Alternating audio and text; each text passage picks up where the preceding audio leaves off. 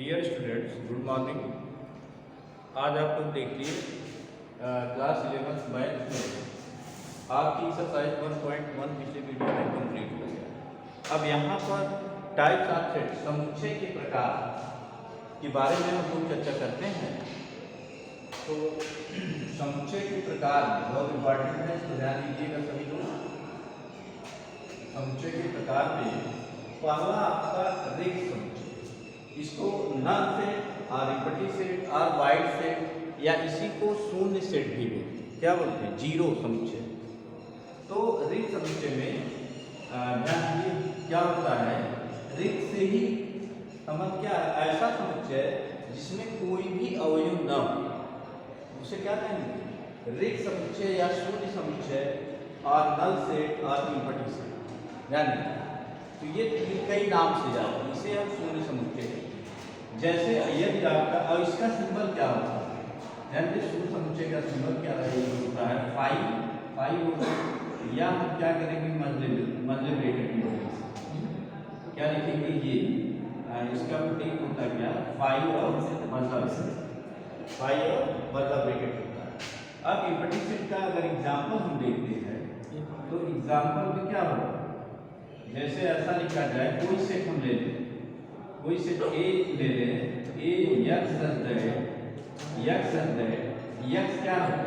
1 is less than x is less than क्या ले लें? 2 ले लें 2।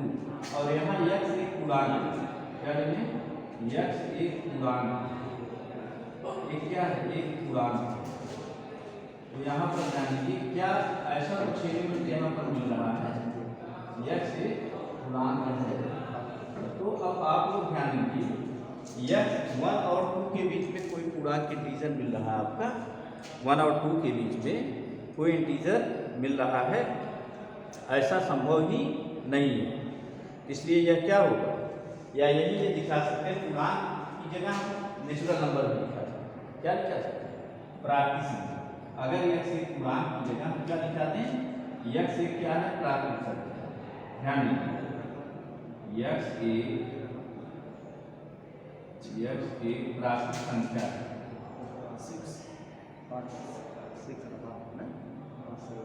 प्राकृतिक संख्या है।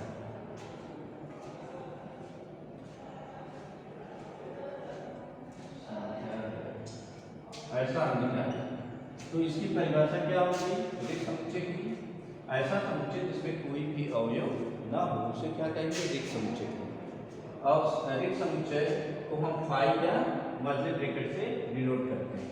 तो जैसे इसमें एग्जाम्पल पहला आपको बता रहे थे, अगर कोई से ए लिया जाए, यक्स सच दैट यक्स क्या है? 1 और 2 के बीच में, क्या हो? 1 और 2 के बीच में है, जहाँ यक्स एक प्राकृतिक संख्या नेचुरल नंबर। तो क्या ऐसा कोई संभव है 1 और 2 के बीच में कोई प्राकृतिक संख्या आपको मिलेगी? नहीं मिलेगी। 1 और 2 के बीच में बहुत करेंगे 0 मिलेगा, या इसका आधा करेंगे तो ये नेचुरल नंबर आपका कोई नहीं मिलेगा। इसलिए ये क्या होगा? 5। क्या होगा? 5।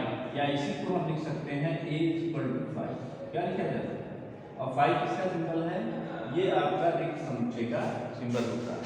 इसमें बहुत सारे इसके एग्जाम्पल में, जैसे अगर ये कहा जाए, ध्यान दीजिए, जैसे ये कहा जाए कोई सेट हम ले लें, a = ऐसा ले लें, क्या ले लें? 0। इसमें एक एलिमेंट 0 है, तो क्या ये रिक्त समुच्चय है? यह रिक्त समुच्चय नहीं है, क्योंकि इसमें एक एलिमेंट आपका क्या है? शून्य है। क्या है? एक एलिमेंट शून्य है, अर्थात ये क्या होगा? रिक्त समुच्चय नहीं होगा। अगर ऐसा लिखा जाए, कोई सेट हम a = a ले लें, और यहाँ पर ध्यान दीजिए, और ये ब्रैकेट ऐसा कर सकते हैं। ठीक है, तो अब देखिए, ये भी आपका रिक्त समुच्चय नहीं होगा, इम्पटी सेट नहीं होगा। ये भी क्या है? इम्पटी सेट नहीं होगा, क्योंकि इसमें क्या है? एक एलिमेंट है आपका। क्या है? एक एलिमेंट है, और इसमें भी एक एलिमेंट है, अर्थात 0 है, और इसमें मतलब ब्रैकेट अर्थात 5। ये भी क्या है? ये इम्पटी सेट नहीं होगा। ऐसा है, बहुत सारे एग्जाम्पल हम ले सकते हैं। जैसे इसको अगर देखा जाए, क्या ये आपका इम्पटी सेट है? अगर यहाँ पर 5 क्या ले लें? 5, तो ये इम्पटी सेट नहीं होगा। क्योंकि इसमें भी एक एलिमेंट है। तो ये आपका क्या है, ये इम्पैटिक सेट नहीं है, रिक्त समुच्चय नहीं है।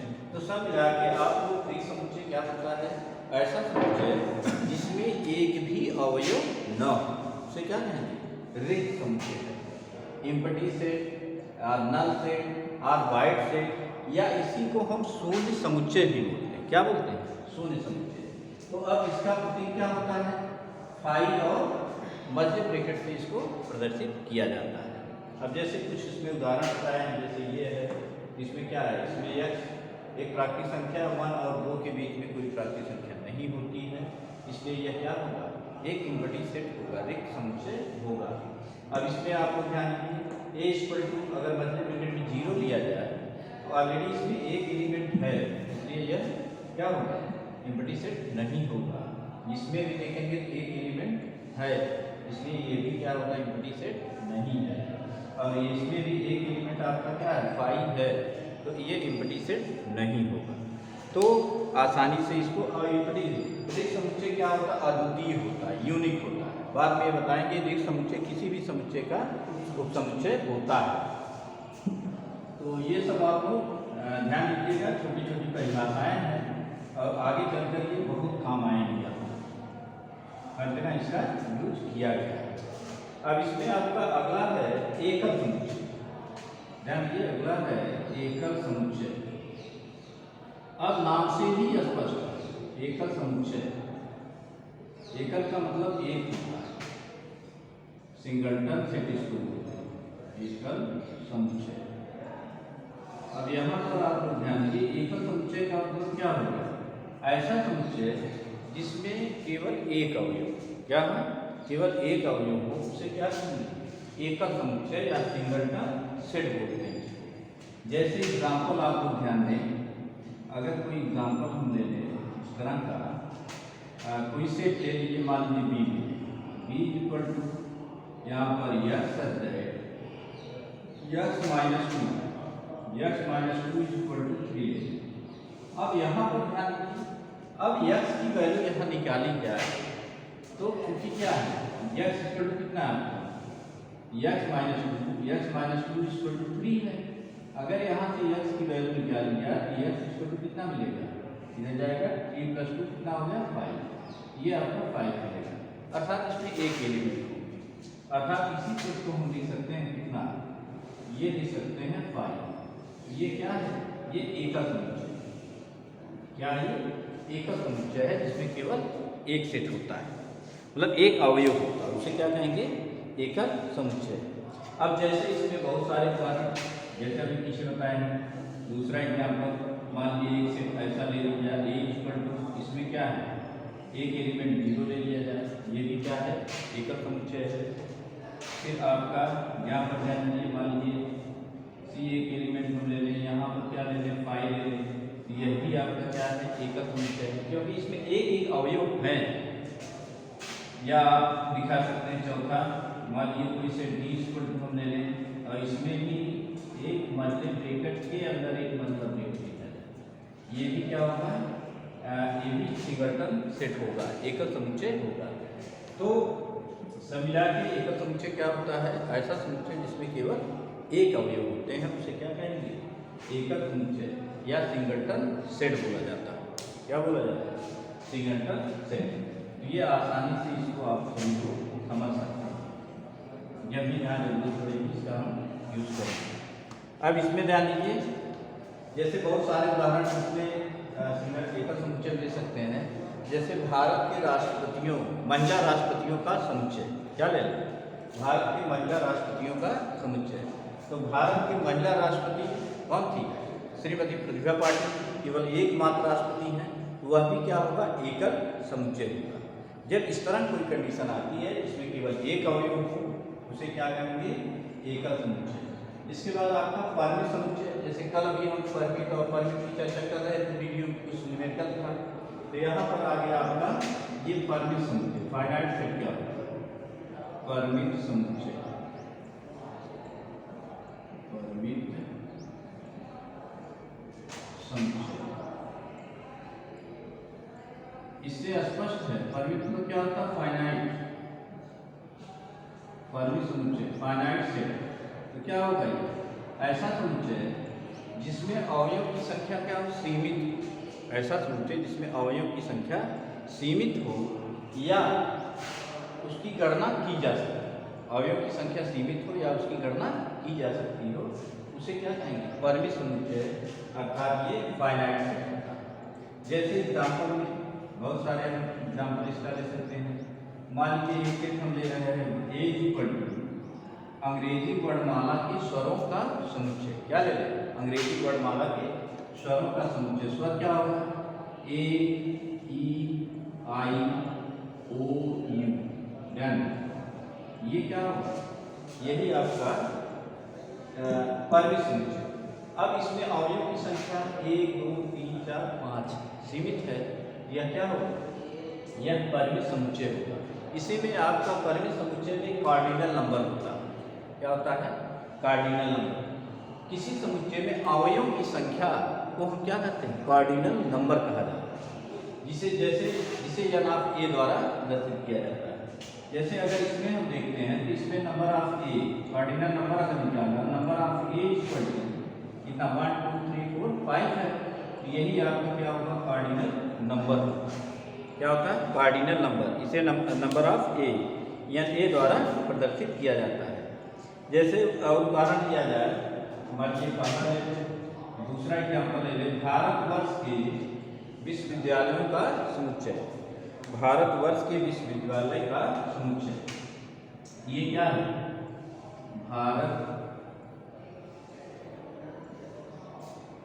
भारतवर्ष के विश्वविद्यालय का समुच्चय।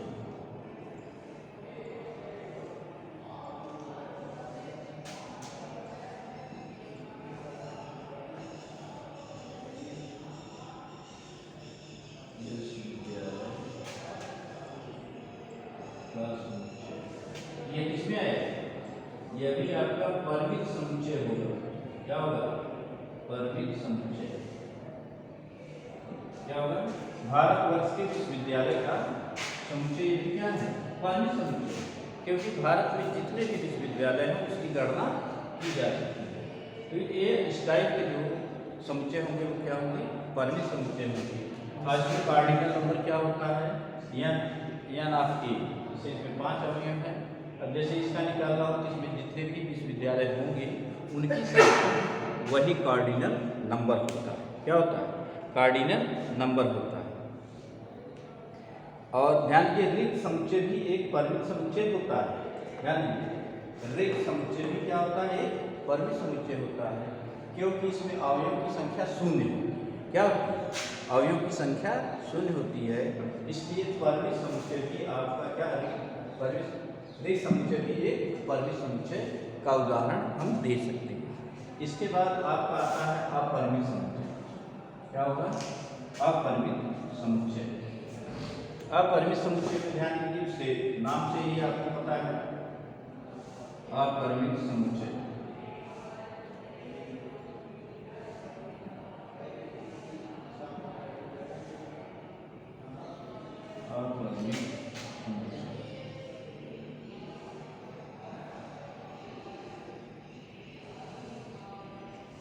इनफाइनाइट, इसमें क्या है ऐसा समुच्चय जिसके अवयव की संख्या सीमित न हो, या ऐसा समुच्चय जो परिमित समुच्चय न हो, उसे क्या कहेंगे अपरिमित समुच्चय, अर्थात जिसमें अवयव की संख्या की गणना न की जा सके। जैसे अगर दिया जाए एग्जाम्पल, अगर एग्जाम्पल इसका हम ले रहे हैं तो मान लीजिए पहला जेड प्लस ले लें।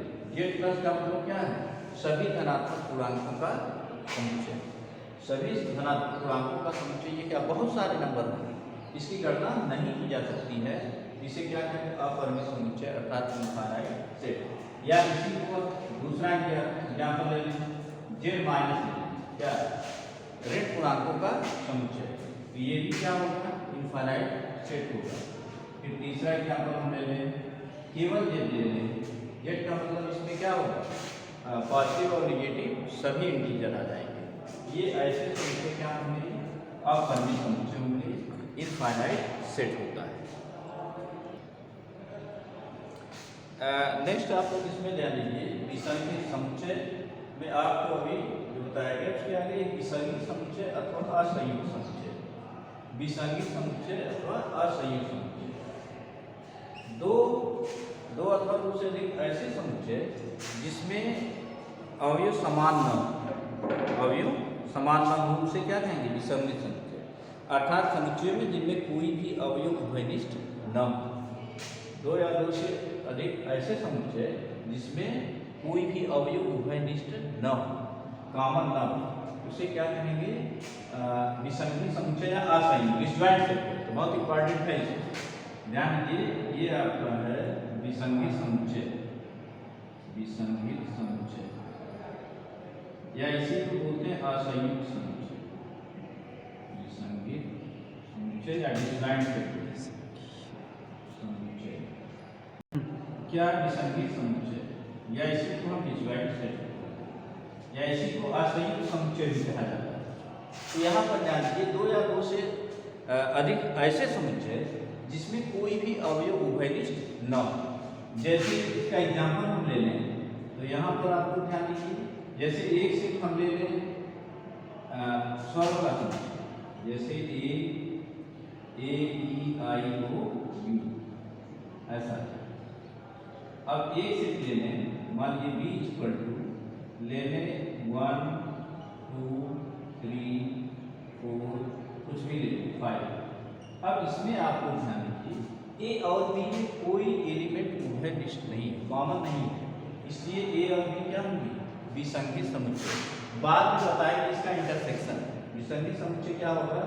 ए इंटरसेक्शन बी क्या होगा? 5 होगा। क्या होगा? बाद में इसको बताएंगे। जैसे ए इंटरसेक्शन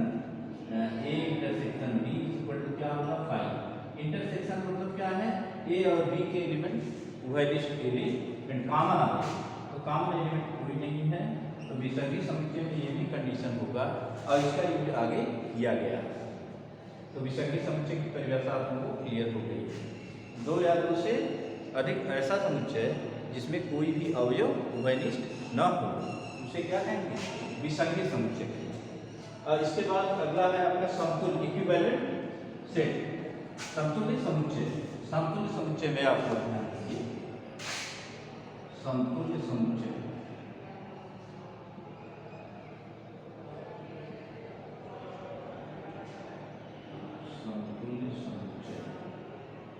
या इसी को हम बोलते हैं इक्विवेलेंट सेट समुच्चय। इक्विवेलेंट सेट ये क्या होता है? दो समुच्चय इस प्रकार हैं जिसमें अवयवों की संख्या बराबर, क्या हो? अवयवों की संख्या समान रूप से क्या है?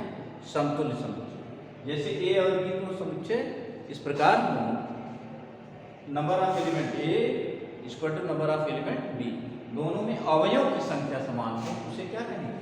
समतुल्य या इक्विवेलेंट सेट कहेंगे। जैसे मान लीजिए दो समुच्चय हम ए और बी ले, और इसमें नंबर ए में अवयव की संख्या बी में अवयव की संख्या अगर समान है तो ये क्या होगा? ए इक्विवेलेंट बी होगा, अर्थात ए समतुल्य क्या होगा? बी। और इसका सिंबल ध्यान दीजिए, ए ऐसे होगा, सिंबल क्या है? ए इक्विवेलेंट टू बी। इसको क्या सिंबल बोलते हैं? ए इक्विवेलेंट टू बी कहा जाता है। जैसे अगर इसका एग्जाम्पल एक आप ले लें ना, तो उसके लिए मान लीजिए ए एग्जाम्पल हम ए से ले लें, ए इक्वल टू यहाँ पर 2 2 4 6 ऐसा कुछ लिया जाए। यहाँ पर बी में एक सेट हम ले लें, यहाँ पर ए बी सी। अब इसमें ध्यान दीजिए, जो कार्डिनल नंबर अभी चर्चा की है इसमें अवयव की संख्या, तो यहाँ पर देखिए नंबर ऑफ एलिमेंट कितना है? Number of set A equal to कितना है? 3। कितना है? 3। ये 3 है या तो number of element A equal to कितना है? 3। यहाँ पर आप ध्यान दीजिए, number of element A, number of element B, set B का नंबर ऑफ सेट बी का एलिमेंट कितना है? इसमें भी एलिमेंट आपका 3। तो अब ध्यान दीजिए, दोनों में अवयव की संख्या समान है। अब यहाँ पर देयरफॉर हम दिखा सकते हैं number of element A equal to number of element B. Square root कितना है, स्क्वायर रूट आपका 3, क्या 3, इसलिए ए और बी क्या है, इक्विवेलेंट, इसलिए हम निकाल सकते हैं क्या, ए इज इक्विवेलेंट टू ए और बी क्या है, समतुल्य समुच्चय है। तो ये आपका इक्विवेलेंट सेट हो गया। अब इसी तरह आपका देखिए समान समुच्चय या इसी को सम समुच्चय भी बोलते हैं, इक्वल सेट, समान समुच्चय।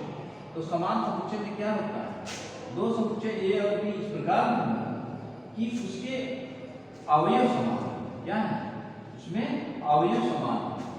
जैसे आप ध्यान दीजिए, अगला हमारा समान समुच्चय को हम सम समुच्चय भी बोलते हैं, समान समुच्चय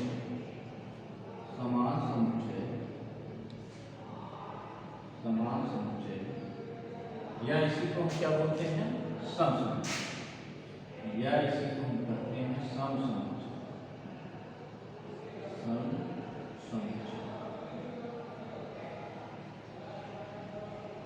इक्वल सेट, सम समुच्चय। अब इसमें क्या होता है, इसमें दो समुच्चय ए और बी इस प्रकार कि जो ए का एलिमेंट, ए का अवयव हो वही बी का अवयव, तो ए और बी क्या होंगे, समान समुच्चय। और इसे मान लीजिए दो समुच्चय क्या है, ए और बी है, जो ए के अवयव हो वही बी के अवयव, तो यही क्या होगा, ये दो समान समुच्चय होंगे। और इसको हम ए इक्वल टू बी द्वारा क्या ए इक्वल टू बी द्वारा प्रदर्शित करते हैं।